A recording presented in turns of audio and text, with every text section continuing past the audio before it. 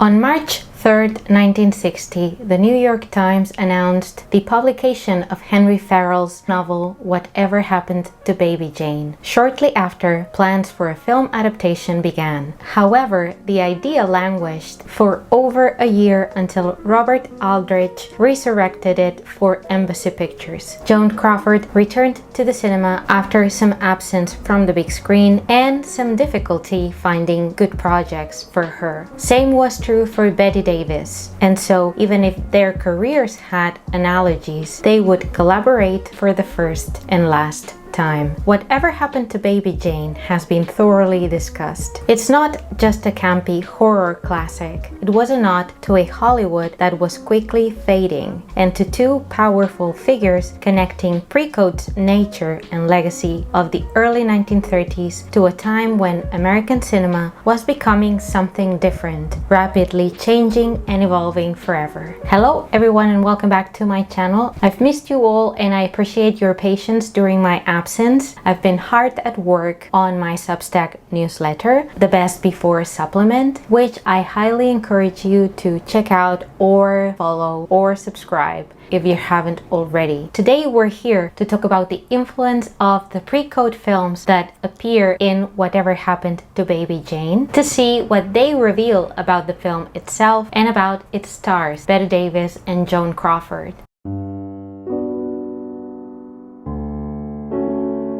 The film tells the chilling story of two aging sisters, former movie stars, living practically as recluses in a decaying mansion. Jane Hudson, played by Bette Davis, was once a successful child star known as Baby Jane. As she grew older, her star dimmed, while her sister Blanche, played by Crawford, was becoming a sensation. At the height of her career, though, Blanche is crippled in an automobile accident for which Jane is held responsible. As the years pass, the sisters' dynamics become more and more twisted. Jane tends for the helpless Blanche, but her mental state quickly degenerates. She's sick and she's not getting any better. She becomes increasingly abusive and erratic, while Blanche remains trapped. The sisters' past glories and bitter rivalries resurface, but there is far more than meets the eye, leading to a suspenseful and shocking climax. Whatever Happened to Baby Jane masterfully combines themes of jealousy, mental decay, and the dark side of Hollywood fame, especially for women. The stereotype of the aging actress still longing for past fame and glory, while progressively losing grasp of reality, was set up by films like Billy Wilder's Sunset Boulevard.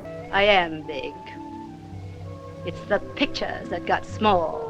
Over the years, the films became campier, leading to the misogynistic term hacksploitation. Whatever Happened to Baby Jane has generally been considered also as the foundation of cinema's Grande Dame Guignol and Psycho Biddy films, and it contributed to all these terms with a film by two absolute legends of the big screen who, at this time of their careers, crafted this comeback for themselves. Joan Crawford, in fact, contacted Robert Aldrich, whom she had previously collaborated with in the 1956 drama Autumn Leaves, to make a film with Bette Davis and herself. It seems that Aldrich was intrigued by this idea of them together on the big screen, but the story Joan proposed at the time didn't seem suitable, so they both waited for the right property to come along. And that's when they found Henry Farrell's book. Additionally, in her memoir This and That, Bette Davis mentioned how while she was on Broadway in 1961, Joan Crawford came to see her backstage and told her about Farrell's novel, which had perfect roles for both of them, and with Robert Aldrich in mind as the director. The tough part was then convincing producers to bet on two aging stars for protagonists. But with such driving forces in the project, they of course eventually succeeded. You don't know what it means to stand in front of the camera again. German-born screenwriter Lucas Heller was then commissioned with writing the screenplay. Incidentally, this was his first work in Hollywood.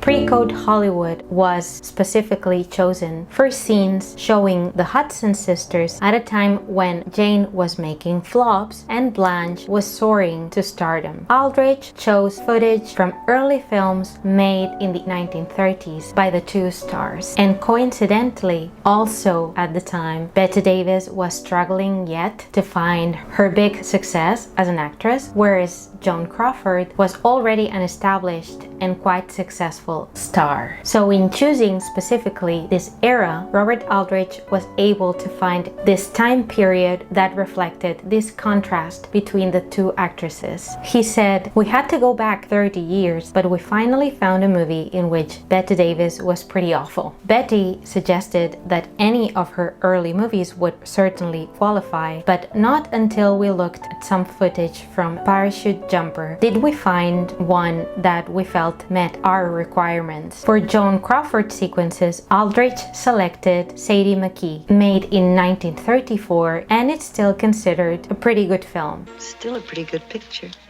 Another pre-code movie from this period, starring Bette Davis and briefly showcased in Whatever Happened to Baby Jane, is Ex-Lady, a pre-code from 1933. But before diving into each film, it is interesting to note the connections between these films and the legendary pairing of Joan Crawford and Bette Davis in Whatever Happened to Baby Jane. For instance, both Ex-Lady and Sadie McKee featured 1930s actor Gene Raymond. While Raymond is largely forgotten today, except for the fact that he was married to Jeanette MacDonald in real life, he had an interesting career in Hollywood before participating actively in World War II. Additionally, Parachute Jumper starred Douglas Fairbanks Jr., who was precisely in the process of divorcing Joan Crawford at the time. It's uncertain if these connections were intentional, but they undeniably enhance the viewing experience of Baby Jane. Joan and Betty's palpable chemistry and combustible relationship, combined with these shared real-life instances, make their portrayal of such different sisters so incredibly believable. This passably enjoyable pre-code starring Douglas Fairbanks Jr., Frank McHugh, and Bette Davis is essentially a Warner Brothers Depression-era cautionary tale with themes and characters heavily influenced by the circumstances of those times. The story follows Bill Keller, Douglas Fairbanks Jr., a down-and-out former Marine pilot, and his buddy, played by Frank McHugh, as they struggle to find work since being discharged from the Marines and also during the Great Depression. They eventually become entangled in illegal activities, working for a shady bootlegger. But before that, Bill meets and falls for Patricia, nicknamed Alabama, a southern young woman whom he quickly invites to move in despite their already precarious circumstances. The film combines romance, action, and a glimpse into the desperation and resourcefulness of the era, showcasing early performances of its leading stars. Initially intended for German director William Dieterle, the film was reassigned to Alfred Green when Williams' prior project was delayed. Among the many flaws in Parachute Jumper, the script by John Francis Larkin, based on a story by Ryan James, stands out as the primary issue. The characters are not that interesting, the dialogues feel forced, and the storyline, sporadically interwoven with parachuting maneuvers, is entertaining but scattered. Bette Davis' role could have been played by almost anyone on the lot, without much difference. Additionally, Davis, portraying a character from Alabama, seemed to struggle throughout the film with a southern accent. And where did you get that phony accent? Nobody talks like that! The film's saving grace is the chemistry between buddies Fairbanks and McHugh, which provides with genuine moments of enjoyment. Nowadays, the film is mostly referenced for its brief appearance in Whatever Happened to Baby Jane, but still offers quite a perspective on the Great Depression, while it helps illustrate the type of roles and struggles that an actress like Bette Davis and by extension, baby Jane Hudson, might have encountered at this particular stage. The economic and social desperation depicted in Parachute Jumper also echo part of baby Jane's psychological and emotional descent, being also tied financially to Blanche. Furthermore, this reflection solidifies baby Jane's background, while it also adds to the trope of the aging falling stars. The film was famously described by Davis herself in her autobiography The Lonely Life as a piece of junk. She resented being made over or sexed up for the film, stating that it was a great mistake. I wasn't the one to be glamorized in the usual way. While she has a point, she certainly made up for that by taking charge of her own makeup in Baby Jane and definitely de-glamorizing her image in a somewhat grotesque but iconic look that perfectly suits the film. Perhaps that was also an indirect influence of Ex-Lady, a film that, despite its flaws, showcased Davis's willingness to change the status quo. Dawn, don't always tell me what to do. Ex-Lady is a pre-code romantic comedy drama starring Davis as Helen Bauer, a modern independent woman who is also a successful commercial artist. She is in a committed but unconventional relationship with Don Peterson, played by Gene Raymond. They sleep together, they live together, but they don't get married, causing quite a stir, especially with her father, defying morality standards in true pre-code fashion. Although they love each other, Helen is hesitant about the whole idea of marriage, but Dawn rapidly succumbs to social pressure and urges her to marry him. They do eventually get married, but they struggle with realities of married life, infidelity, and maintaining personal and professional balance. Unlike her less memorable part in Parachute Jumper, her role in Ex-Lady starts to showcase her own identity as an actress. Helen exudes conviction and delivers lapidary one-liners so on brand with Bette Davis' quintessential persona. No one has any rights about me except me. That certainly ties up with her Baby Jane character delivery. The movie was in fact a remake of an earlier pre-code, also by Warner Brothers, starring Barbara Stanwyck, called Illicit, released in 1931, which was in turn based on a play by Edith Fitzgerald and Robert Riskin. Other filmmakers, like William Keighley, were also considered, but French-American director Robert Florey was ultimately assigned. He had a flair for sets and staging, gaining reputation for his expressionist style and reliability in getting the job done. But he never rose beyond making secondary features. Perhaps nowadays he is mostly referenced for films like Murders in the Rue Morgue, released in 1932, 1937's Daughter of Shanghai, starring Anna May Wong, The Face Behind the Mask, released in 1941 with Peter Lorre, and his friendship and collaboration with Charlie Chaplin, culminating in Monsieur Verdoux. This title is yet another perfect example of Bette Davis' early struggles and her resistance to being molded into a conventional Hollywood starlet. It's also a rough take on pre-code's more progressive themes regarding gender roles, marriage, relationships, and women's independence. Thinking about the time when Whatever Happened to Baby Jane was produced, in a decade when Hollywood began producing anti-establishment films with social commentary, it's not difficult to compare it to the time when these pre-code films were produced, and think about the struggle for control and the refusal also to conform to societal expectations before the Hays Code was enforced, which adds depth to Bette Davis' performance, making Baby Jane an even more nuanced and tragic figure. Now, we've talked a lot about Baby Jane, but what about Blanche's character? What does the pre-code film she proudly catches on TV reruns say about her? Oh, that's charming.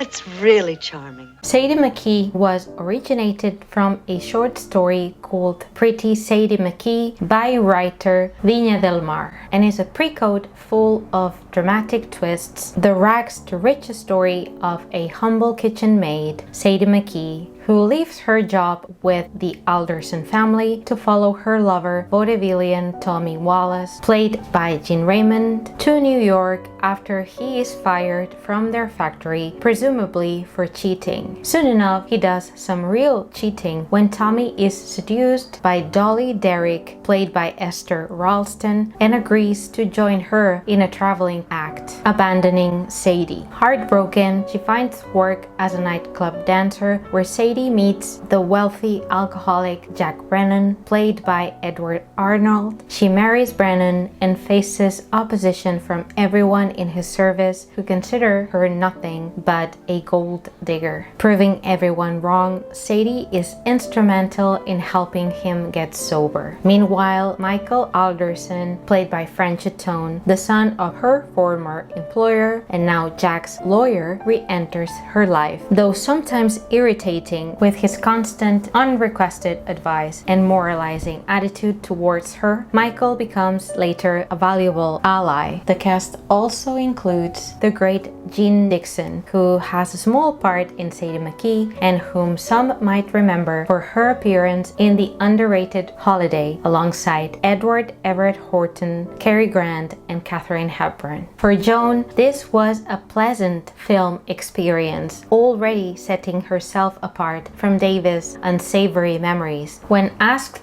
about Sadie McKee, Joan expressed in some interviews that everything about Sadie McKee was right. She praised her co-stars Gene Raymond, Edward Arnold, and French Atone, whom she would later marry, the script, and the fact that it was an MGM production directed by Clarence Brown. Brown, an often underappreciated Hollywood professional, was known for his ability to handle diverse material with quality and sensitivity. He worked primarily at MGM, directing many of its stars at the time. He favored the delicacy in framing, a poetic approach to storytelling, and a sense of intimacy between the characters, which is evident also in Sadie McKee. Brown's direction builds tender moments, and as far as Joan Crawford's character goes, her portrayal of Sadie McKee reflects back at Blanche Hudson with similar qualities and vulnerabilities, drawing on her earlier experiences to enrich the character. Isn't she great? The two characters start from modest beginnings and face numerous challenges. Sadie's determination and resilience in navigating a difficult life mirror Blanche's own struggles and survival instincts, especially as she copes with her own circumstances and her sister's torment. Blanche remains composed and empathetic throughout Baby Jane, showcasing a quiet strength similar to Sadie's, highlighting Crawford's ability to portray multifaceted women. Sadie's moral complexities, with her decisions mostly driven by both necessity and compassion, reflects Blanche's own struggles and also her dark secrets. But definitely, as far as nuanced and morally ambiguous characters go, Crawford reflected these complicated aspects in so many of her roles. The themes of Sadie McKee, such as societal expectations, personal redemption, and the harsh realities faced by women, resonate with those in Whatever Happened to Baby Jane, like the dark reverse of a mirror. All these elements and everything we've covered in this video are deepened by understanding Bette Davis and Joan Crawford's earlier work and predicaments in pre-code films. That's right. Beyond these insights into the pre-code films featured in Whatever Happened to Baby Jane, beyond the actresses' feud, there is still so much to appreciate about Whatever Happened to Baby Jane and the shared legacy of their careers. This fratricidal tale of two sisters may also reflect Hollywood studio system's true nature and decline, linking the era in which it was made to the pre-code period. The film's portrayal of clashing siblings and hidden secrets could be seen as an allegory for the film industry's state at the time. It is, in any case, an intriguing perspective to consider that I hope you have enjoyed. enjoyed. So whether you've seen Whatever Happened to Baby Jane once or you're an absolute fan, revisiting these pre-code movies that I mentioned in today's video can provide fresh insights and a greater appreciation and enjoyment, hopefully, for the super fun ride that is Baby Jane. Maybe. And until next time, keep watching classic movies. When skies are gray, when skies are blue, morning, noon, and nighttime too, all I do the whole day through is dream.